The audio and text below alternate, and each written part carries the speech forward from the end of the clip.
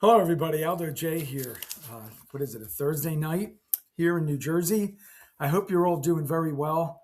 Uh, I wanted to really, there's a lot of things to talk about. So I wanted to really first start off by thanking all of you for the many comments, subscribers, uh, all the support that you've given us, the High Risk Band, over the last several months, especially with the recent release of I Don't Remember Yesterday.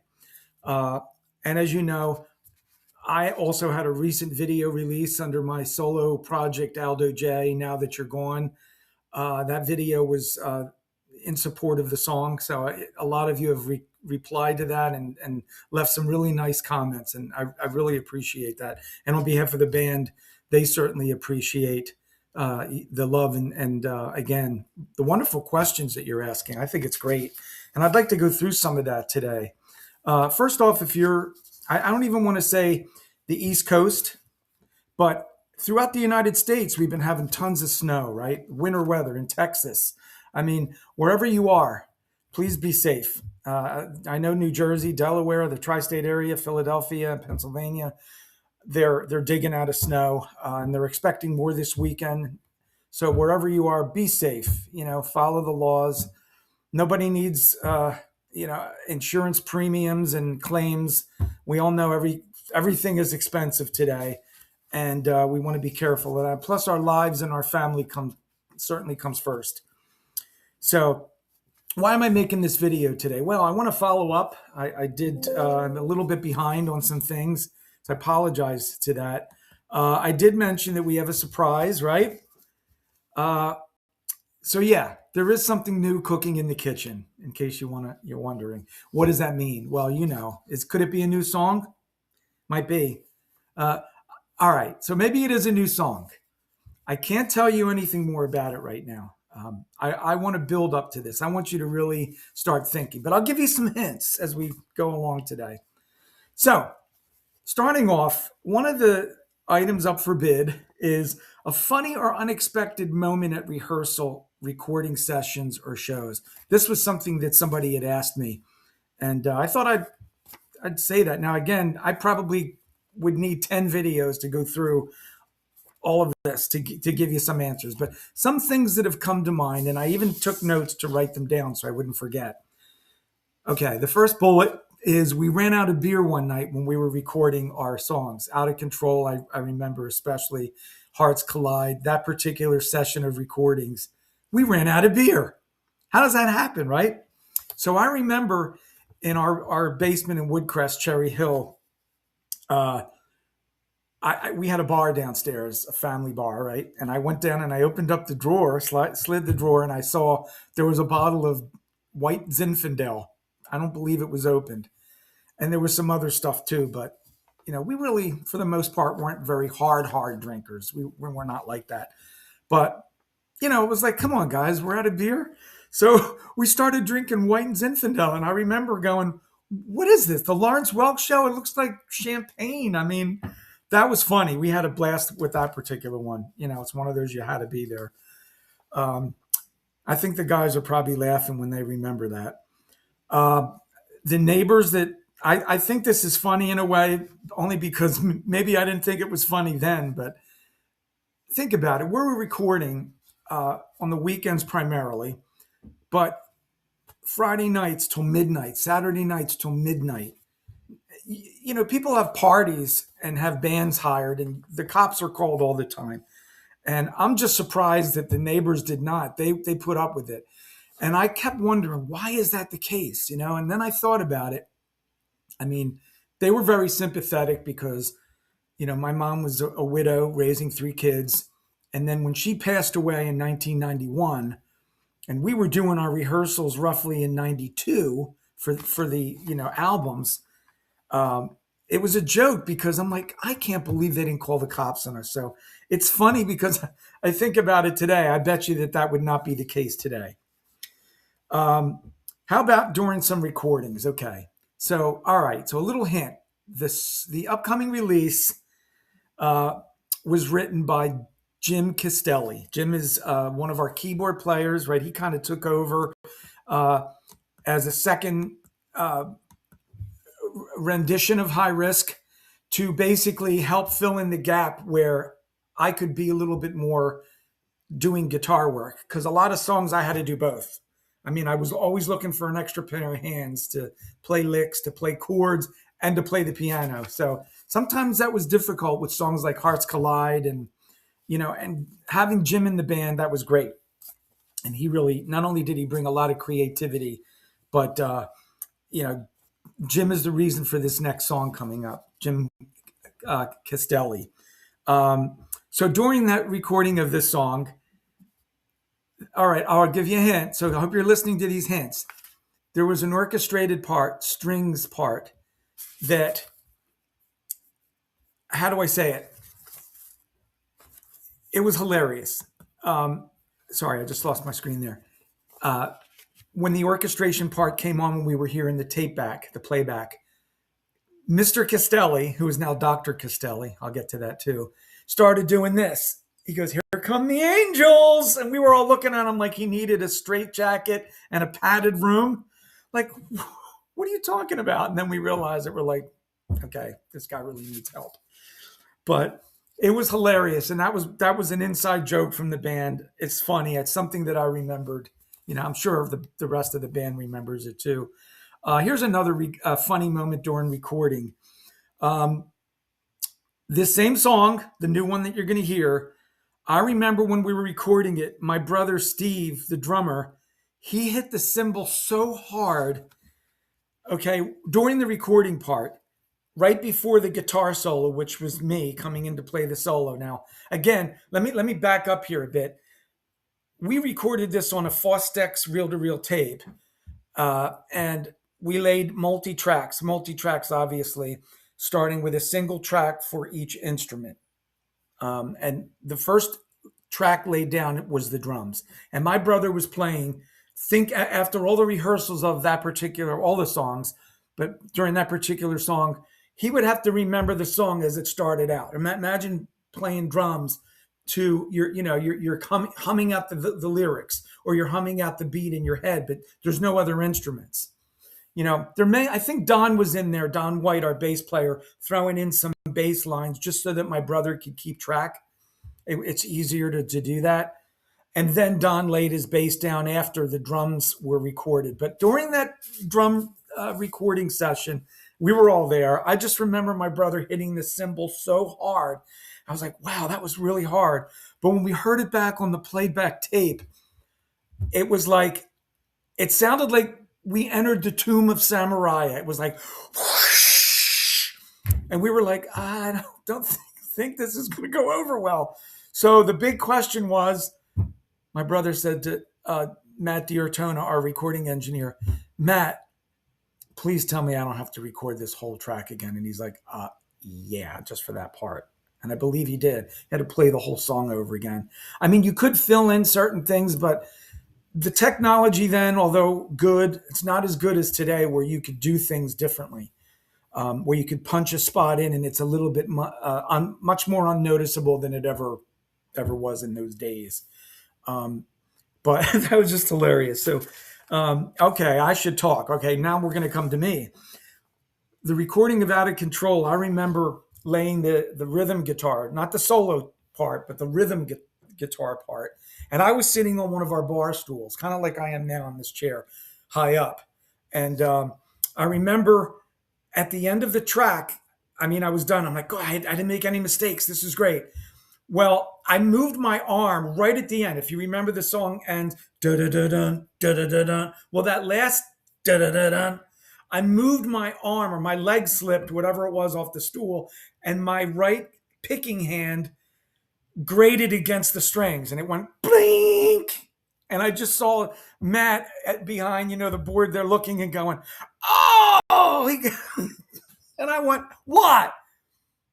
I said, don't tell me I got to record the whole thing again. Yep. He goes, you and your brother, you got to record it again. I'm like, you got to be kidding me. So these are the funny things that happen. Now, I'm sure the guys know other funny things. There's a lot more too that I could talk about, but we don't have time. But maybe in the next video we could do that, or subsequent video. Another question was, how how has your sound evolved over the years? Well, that's a really good question. Well, after High Risk kind of, in a way, fizzled, we all did side projects, right? Ernie and I went to a band called Cheap Sunglasses with good friends Larry Smith, Greg Throop, and Chris Parsons. And we played a lot of local clubs, bars and all that stuff in the mainly, I want to say, the Burlington County area. We played elsewhere too, but mainly there. There was a lot of gigs there. We also had a gig in Seaside Heights, New Jersey, where they filmed. What was that show they filmed on there? Uh, with the show, right? I don't know why it's slipping my mind right now. I guess it's a senior moment. I don't know. But anyway, with is it Snooki? Snooki was in it, and the situation, right? So we performed there at a bar on the boardwalk called the Sawmill, and it was great. I just loved it there. It was real rustic, and I believe the bar is still there. It was the last time I was in Seaside Heights. So when you play in another band, right? And let me tell you this too. So Jimmy Callista, our other guitar player, he's been playing in bands now for many, many years. He's been in King Richard's, which is a local cover band in the South Jersey area. They've been playing now for like 38 years. It's incredible. Ernie's been in a ton of bands. Don's been in a ton of bands. I'm trying to think of one of the bands that Ernie was in. Well, besides Cheap Sunglasses, he was in P Peabody's Wayback Machine and Time Warp, which was an 80s cover band. It was really, really good stuff. And they had gigs all the time. I joined another band called Chained to Fate with brothers Rob and Paul Barbarino, cousin Frank Barbarino, Mike Minaldi on drums, and Dave Brisky played bass. We had a blast. Again, we had a lot of really good shows. And Don was in Sweet Deception, spelled Suite, Seizing Midnight, I think it was, right, Don? And some other stuff. He also does his solo acts under Jester Songs. I'm going to put these links here so you can check this stuff out. Jim Castelli, who wrote this new song that's still a secret, you can find him on Bandcamp under, I think, Omega, if I recall. I'll put all the information so you could see it. But what am I getting at here? The question was, how has the band evolved over the years? Well, when musicians play with other musicians, it gives them other understanding. It expands their horizon. They get to witness different flavors, different genres, different styles of playing, different songs, right? You might not be, I know for me, like, who didn't like the Beatles, right? I mean, the Beatles, a lot of bands covered the Beatles, and we can talk forever about that. But when you hang around somebody that really loves a given band, you learn more about that band, right? I'll give you an instance. Don and Ernie liked Marillion and Fish, and the more I started listening to them, through them discussing and talking about that, the more I started to like that alternative feel. Don, I loved Kansas. I mean, all of us in the band were connected to classic rock, right? Everything from AC/DC to Van Halen down the line. But we all had our really likes, right? Our favorite bands, right? And one of the bands Don liked was Kansas, and I remember, of course, all the popular songs. But just the fact that Don would talk about Kansas, I would say, wow, let me find out more information. So I started listening to other songs outside of the ones that are always played on the radio. Carry On Wayward Son and Point of No Return and Play the Game Tonight. Some other ones. There's a lot of other really cool ones that are very, very well constructed. So, that kind of collaboration outside of what you normally do, you get a different feel. Playing with different bands, like I said, you just grow your landscape even more. And I thought that was great. I mean, that's just one thing. You never want to be stuck in a vacuum, and you want to try to evolve as much as you can. So that was awesome stuff. All right. So now we're going to talk about some of the mystery around the new song. Okay. No title, no melody just yet. So somebody said, talk about the emotion behind the song, not the content. All right. All right. Thank you for respecting that we don't want to tell just about it just yet. The only thing we will say is that it's coming out Friday, February 13th. So try to figure out. I'm gonna give you some hints now to answer that question about the emotion behind the song and not the content. All right. Well, first off, it's different than what you're going to expect, right? And why is that? And I keep looking down because I don't want to miss notes. So I'm not trying to be rude. So what's different? We're showing the versatility of what we do, right? We're not just a rock band, right? We might step outside of that zone a little bit to do things that may not be exactly what you're expecting, right? And why is that? Well, again, we like to challenge ourselves and bring us to new places, right? Bringing on Jim Castelli, who wrote this song, Jim had stuff written down. He had the words, the lyrics already written down, and he had the progression, the chord progression, the whole modulations, everything. And he would talk to each individual band member. My brother, do this, do that. And, my brother's like, look, I got this, okay? Ernie, once he gets lyrics in front of him and he hears the song, he's really good. He picks up on stuff very quickly. Don heard the song and he figured out, here's how I have to play this. Here's some walks I'm going to do in between, the verses, and here's the changes I'm going to do. And him and my brother, they fill in that pocket, right? That rhythmic backbone, if you will, of the band. And then, Jim put down all all right, I'll give you one little hint. Orchestration. Besides piano and keyboard, some orchestration he did, which is why Here Come the Angels. Never mind about that. But all of that coming together and then, working with me and telling me, hey, Aldo, this is what I'd like to hear. I want the guitar to do this. How can you please try to achieve that for me? During the verses, I want you to pick out notes, whatever it was. He's trying to say, this is what I'm looking for in the end result. And, of course, doing that, you do your best to satisfy the person that wrote the song, right? And I hope that I did the justice to it. I can tell you right now, the rest of the guys in the band nailed it 1,000 times over. But, and then we're in the studio and it's like, oh, but can you do this? And I remember Jim like, Aldo, can you make a chant? I'm like, please don't let me do it. I did it good. Don't let me mess it up again. I don't want to do it again. Because I think he wanted me to make a change at one part, but he liked it. It came to a point where we said, okay, this is good. Let's finish it down.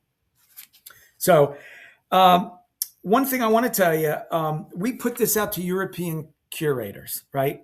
So I'm going to give you another hint. What I did when I put this song out last week, and we're getting a lot of feedback. I want to do a separate video to explain some of the beautiful comments we got and some of the constructive ones too, which is just basically constructive criticism, right? But we put it out to the European curators simply because we went a little bit outside of the rock realm. So here's the hint. I labeled this song as soft pop and international pop. So try to think what that means, right? So we'll see where that went. We went outside of our genre. Okay, so that note page is done and I covered it. Here's a question. If each band member were a sound, what would they be? Oh boy, I don't know about this. So I guess if I was a sound, I'd be a guitar. I don't know. My brother would be a tom-tom. Don would be a thundering, I don't know, explosion with his low bass lines. Ernie would be a Steven Tyler or something. I don't know. Jim Castelli would be, I don't know, Lawrence Welk. Sorry, Jim, you may not like that one. Jim Callista would be, gosh, man, I got to get to these. Let me just tell you a little bit more about the guys in the band too. But yeah, I think we would sound like the instruments that we are. That's who that would be our identities, right? Or our sounds, if we would mimic that. Here's a question: your influences and how they shape the band's identity. Well, I think I answered this in other videos, but again, and I answered a little bit about before. So we are a classic rock band. When we formed in the '90s, we were up against other people in that genre, like Tonic, Toad the Wet Sprocket. I guess you could say like, well, I mean, Nirvana's more grunge and all, but think of Toad the Wet Sprocket, a touch of Bryan Adams. That's kind of where I think our style was. A little bit of, Van Halen, hard rock. But again, with the different influences of the band members, alternative, Jimmy Callista, yeah, Jimmy too, but Jim Castelli was more into a lot of difference and the orchestration parts and the classical. Steve and I were more down to rock, although we've got the classical and the jazz backgrounds because of our family heritage, with our dad being a virtuoso clarinetist, and our grandfather and uncle on our mom's side being drummers of the jazz and big band era. Ernie's relative, I think an uncle or a cousin, was a violinist, a classical violinist. Don, I think some of his family members played, and Don's always been into music, even for years, right?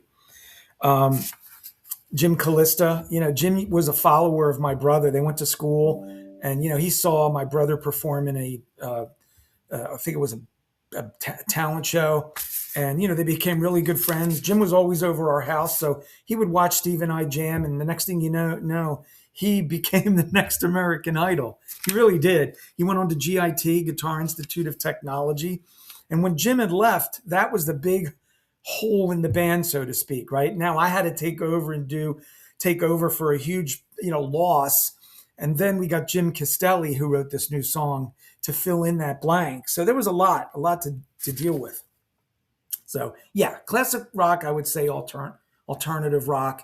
Yes, GTR, Saga, Don, I know Don and Ernie, and me too. I mean, Saga was a very popular band back in that time. But, Fish, as I mentioned, Marillion, Van Halen, Aerosmith. We had a lot of influences. Blue Oyster Cult. Again, I could do another video just solely on that. What else did I miss? So fan focus. What other things? There's been some comments on the website. I'm going to skip around a bit. One comment, and I'm glad this came. This was for our song Out of Control. And the question was, where was the scene of the sunrise taken? So you'll notice in that video, there's a scene of a bright skyline and the sunrise. Okay, so that was in Los Angeles, right? At the skyline of Los Angeles. That scene is actually in many popular movies. If you've ever seen Beverly Hills Cop 2 with Eddie Murphy and a host of other people, that scene, I believe, is the opening scene of Beverly Hills Cop 2. So a lot of scenes were taken from the Philadelphia area and South Jersey area where we're from, but throughout the country. I think some in Louisiana. You'll see. There's a steamboat. I may have posted it exactly, the bridge and all that, but our videographer from Screen Promos, Mark Hamill, is the one to be responsible for that, and he did an awesome job. So I hope that answers that question. Please leave us more questions. Let's see. Hygh Risque universe. All right. Okay, so the themes that run through our music, as you probably know, are love, rebellion, maybe in a way. You think of Out of Control as a little bit of rebellion, but it's also about heartache, pain, suffering, loss. A lot of our Hearts Collide is about, obviously true love and longevity and true commitment that leads to, it's an everlasting life. There's a marriage, as you can see the bride and groom walking in the video. That's what I was thinking when I wrote the song. And the video, I thought of the idea of a rock star looking out in the crowd and seeing all these girls and just finding that one that he wanted to get to know. And he did. And what did he do? He wound up marrying her. So yeah, we're about love. We're about, everyday topics, right? We all go through the same troubles. We're all imperfect human beings. We make mistakes. We have relationship problems. We have death in the family. We have birth.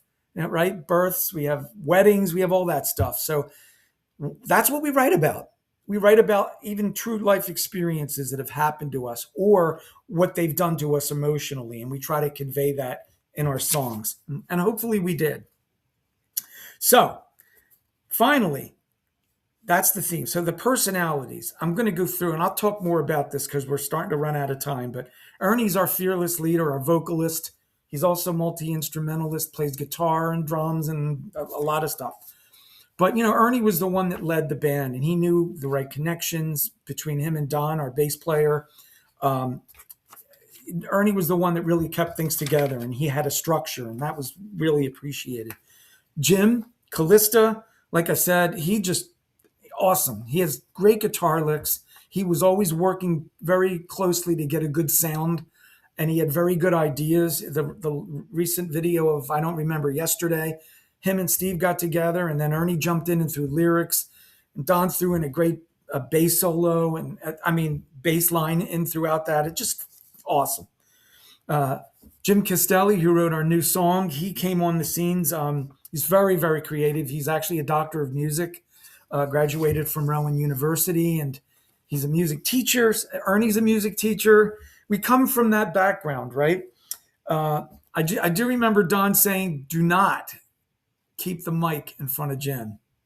And that's Jim Castelli. You want to not keep the mic in front of. That was always a fun, you had to be there type moment. Although, Jim, Mr. Castelli, Dr. Castelli, you've gotten better over the years. And some of your songs, I think your voice is getting better. Sorry. My brother Steve, he throws in the thunder, right? He keeps the beats going. He throws in the fills. He gets the idea of the song and he picks it up quick. And me, I'm just Aldo J. I think Don labeled me one time as a comic relief in the band. We're always joking around. And, I have to say, everybody, we were a family. We did things to collaborate. We brought in our own little chemicals, if you will, our own little spices to that gravy. And that's what I'm saying. That's what bands do, right? We are an independent artist. We're unsigned. And, many of us, if not most of us, except for one, just retired rather. But it was hard to be in, raising family and friends and having friends and having jobs and coworkers and, and recording songs. And then, there are indie artists that's their job. They record, they play live. We did that too. We had shows, we had a booking agent, but, we weren't pursuing it as a major career because, again, we had to put gas in the tank and, we had other lives, but, it's something we do. We love doing it for fun. So, I'm going to get back to everybody on some new things here, but stay tuned. Please subscribe below if you haven't. If you have and you have thoughts and questions, please post them. Don't be afraid. Ask a question about a video. What's your favorite lyric? What type of music do you like? What's your favorite Hygh Risque song? If you've only listened to maybe one of them, try listening to all of them that are out there. We have a ton more, and we're going to try to see what we can do to get out as many as we can. I am working on new material for Aldo J, maybe for Hygh Risque. I know Ernie's got a ton of stuff. He just released an album. I'm going to put all that information. Don White, our bass player, is working on an album. Like I said, it's just the time to do all of this. So apologies if I'm not getting back to everybody. I'm trying to stay on top of all the comments right now. And feel free to ask a question. If I don't know it, I'll reach out to the band guys, and it's kind of difficult, but if we can, we'll try to get on a Zoom meeting, all of us, and answer your questions. So submit them. Don't be afraid. Check out all of our social media links. Check out the playlists. You can download and the music streaming. We're on all the major music streaming platforms. So feel free, go out there and have fun. And we thank you again for listening to us. And we really appreciate it. Like I said, we're doing this for fun. And we appreciate the support that we've gotten from our families as well, and our fans and friends.